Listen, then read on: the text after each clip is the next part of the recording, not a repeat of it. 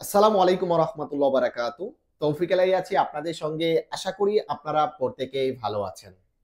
যদি সৌদি আরবে থাকাকালীন সময়ে কিছু ভুল রয়েছে, এই ভুলগুলো যদি আপনি করেন, আর ওই ভুল করাকালীন সময়ে যদি আপনাকে পুলিশ আটক করে দেশে পাঠিয়ে দেয়, তাহলে কিন্তু আপনি অনির্দিষ্ট কালের জন্য 100% নিষিদ্ধ হয়ে যাবেন।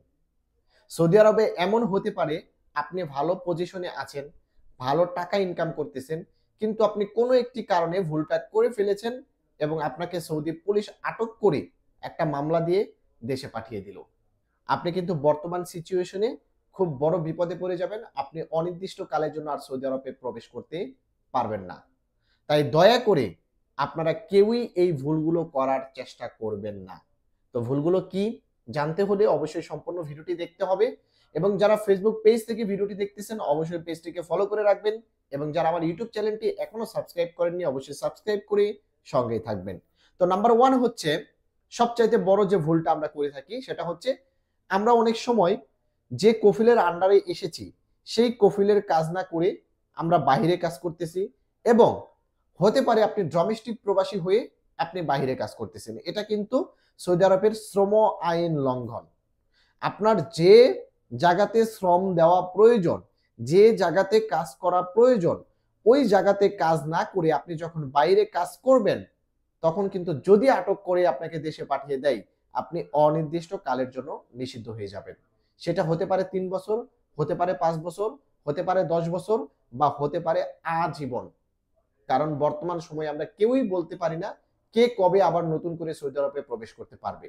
কারণ সৌদি মানব সম্পদ মন্ত্রণালয় নতুন আইনে বলেছেন অনির্দিষ্টকাল, নির্দিষ্ট কোনো সময় সীমা যেটা ছিল ৩ বছর বা ৫ বছরের, সেটা কিন্তু নিষেধ করে দিয়েছে, এখন অনির্দিষ্ট কালের জন্য নিষিদ্ধ করে দিয়েছে।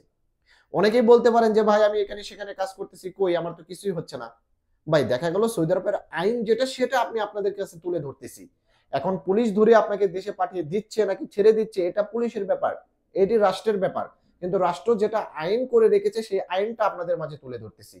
আপনারা কিন্তু একসময় দেখে থাকবেন যে অনেক সময় মক্তবাল আমিল চেক করে, আবার অনেক সময় বলদিয়া চেক করে। বলদিয়া যখন কোনো দোকানে চেক করে তখন সে কি দেখবে? ইকামাটা দেখবে, ভ্যালিড আছে কিনা, তার শাহাদা আছে কিনা, এগুলো দেখবে। বা দোকানে ফায়ার সার্ভিসের যে জিনিসগুলো এগুলো ঠিকঠাক মতো আছে কিনা, আপনার বলদিয়ার ডামডুম ঠিকঠাক মতো আছে কিনা, পরিবেশটা কেমন, ডেড এক্সপায়ার হয়েছে কিনা, এই সকল জিনিস কিন্তু দেখবে কে? বলদিয়ার যে চেকটা আসে তারা। আর যখন মক্তবাল আমেল চেক করবে তখন দেখবে কি? যে উপরে যে সাইনবোর্ডটা আছে ওই সাইনবোর্ডের সাথে যে আমেল কাজ করতেছে তার আকামাতে যে কফিলের নাম সেটার সাথে ওই সাইনবোর্ডের মিল আছে কিনা। মিল থাকলে ভালো, মিল না থাকলে সে অবৈধ। ইকামার মেয়াদ আছে তারপরও অবৈধ। এই সকল লোকদেরকে কিন্তু মক্তবাল আমেল মামলা দিয়ে দেশে পাঠিয়ে দেয়। অহরহ ঘটতেছে। হাজার হাজার প্রবাসী এই প্রবলেমে কিন্তু দেশে চলে যাচ্ছে, আমরা দেখতে পাচ্ছি। আপনার যতই ইকামার মেয়াদ থাক, আপনার দোকানের নামের সাথে আপনার কফিলের নাম মিল থাকতে হবে। অর্থাৎ প্রমাণ করতে হবে যে দোকানে আপনি কাজ করতেছেন এটা আপনার মেন কফিলের, এটা আপনি বাহিরে কাজ করতেছেন না, এটা প্রমাণ থাকতে হবে। আবার অনেক সময় সাওয়াক্কাস আছে, আমিন মঞ্জিল আছে, যারা রাস্তাঘাটে চলাফেরা করতে সময়ও কিন্তু ধরা খেয়ে যাচ্ছে। আবার আমিন মঞ্জিল সাওয়াক্কাস যদি কোনো দোকানে কাজ করে ধরা খেয়ে যাচ্ছে। কারণ আমিন মঞ্জিলের কাজ কি? আমিন মঞ্জিলের কাজ হচ্ছে আপনার কফিলের বাড়ি পাহারা দেওয়া, কফিলের বাড়ির বাজার সদাই করা, কফিলের বাড়ি দেখাশোনা করা আমিন মঞ্জিলের কাজ। এবং সাওয়াক্কাসের কাজ কি? কফিলের প্রাইভেট ড্রাইভার, কফিলের প্রাইভেট যে কার রয়েছে সেটা চালাতে হবে, কফিলকে এক স্থান থেকে আরেক স্থানে নিয়ে যেতে হবে। এই প্রবলেমের কারণে যখন আপনি আমিন মঞ্জিল সাওয়াক্কাস হয়ে আপনি দোকানে কাজ করবেন, এটাও কিন্তু শ্রম আইন লঙ্ঘন। এই ধরনের প্রবাসীদেরকে ধরে ছেড়ে দিলে তো ছেড়ে দিল, কিন্তু ধরে যদি দেশে পাঠিয়ে দেয় তাহলে যে কোনো একটা মামলা দিয়েই দেশে পাঠাবে। ইকামার মেয়াদ থাকুক না থাকুক, একটা মামলা দিয়েই দেশে পাঠাবে। এক্ষেত্রে আপনি অনির্দিষ্ট কালের জন্য নিষিদ্ধ হয়ে যাবেন। এবং নাম্বার 2 হচ্ছে আপনার ফাইনাল এক্সিট দিয়েছে, ফাইনাল এক্সিট দেওয়ার পর 60 দিন সময় পেয়েছেন, আপনি দেশে যাননি, 60 দিন পার হয়ে গেছে। এখন রাস্তাঘাটে যদি আপনাকে আটক করে দেশে পাঠিয়ে দেয়, আপনিও অনির্দিষ্ট কালের জন্য নিষিদ্ধ। অনেক সময় আমরা চিন্তা করি যে আমাকে ফাইনাল এক্সিট দিয়েছে, আমার তো ইকামার মেয়াদ 6 মাস আছে, আমি 6 মাস থেকে তারপর যাব। ভাই এটা ভুল চিন্তা।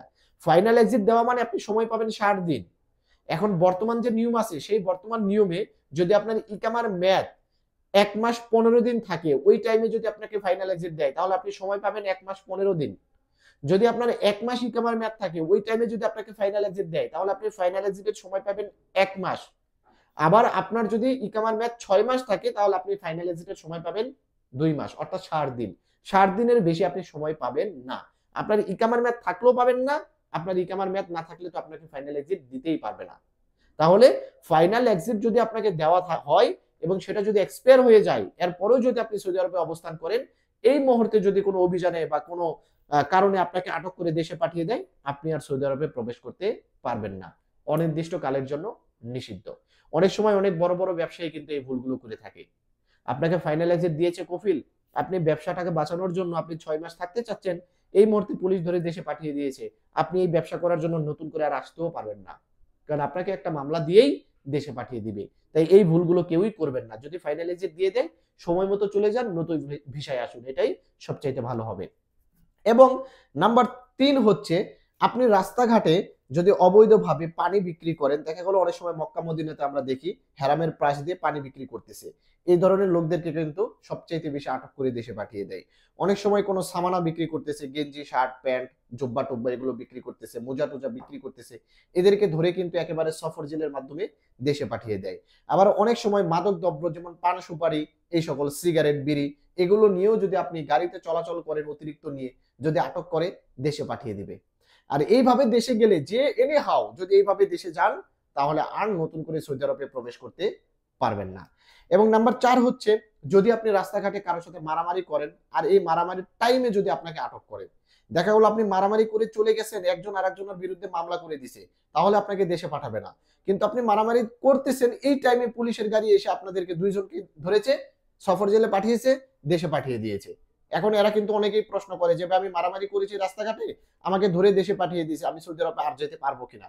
না ভাই, আপনাকে কোনো না কোনো একটা মামলা দিয়েছে, কারণ আপনাদেরকে সফর জেলের মাধ্যমে পাঠিয়েছে।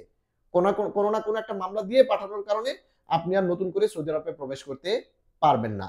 এবং নাম্বার 5 হচ্ছে, যদি আপনি হুরুপ প্রাপ্ত হন, অথবা নতুন করে যে টার্মিনেট দিতেছে, টার্মিনেটের পর হুরুপ আসতেছে, এমনটাও হতে পারে।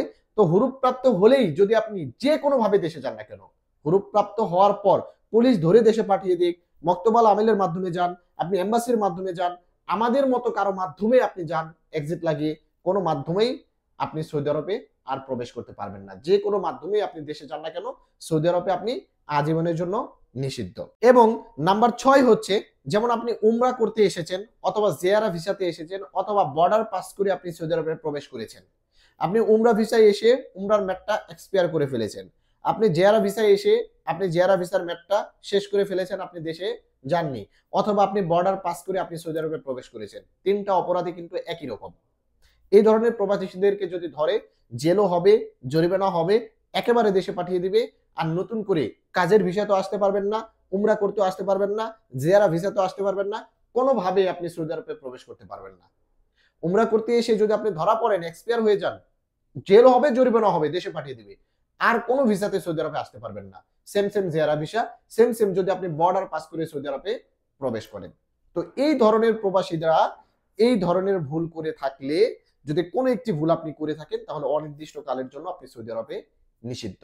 তবে এখানে আরেকটা নিউজ আপনাদেরকে দিয়ে রাখি, যে যেভাবেই দেশে যান না কেন, বাংলাদেশে যাওয়ার পর একটা এয়ারপোর্ট প্রিন্ট তুলবেন। এয়ারপোর্ট প্রিন্ট তোলার পর যদি আপনি মনে করেন যে আপনার 900 সিরিয়াল বা 700 সিরিয়ালের কোনো নাম্বার নেই আপনার প্রিন্টের ভিতরে, তাহলে বুঝে নেবেন হয়তোবা আপনি সৌদি আরবে আসতে পারবেন। কিন্তু যদি 900 বা 700 সিরিয়ালের কোনো মামলা থাকে, আর আপনি সৌদি আরবে প্রবেশ করতে পারবেন না, এটা 100% শিওর। আশা করি বন্ধুরা বুঝতে পেরেছেন। তো অবশ্যই ভিডিওটিকে শেয়ার করে দিবেন এবং আমার ফেসবুক পেজটিকে ফলো করে রাখবেন, এবং যারা আমার ইউটিউব চ্যানেলটিকে এখনো সাবস্ক্রাইব করেননি, অবশ্যই সাবস্ক্রাইব করে সঙ্গে থাকবেন। ভালো থাকবেন, সুস্থ থাকবেন। আসসালামু আলাইকুম।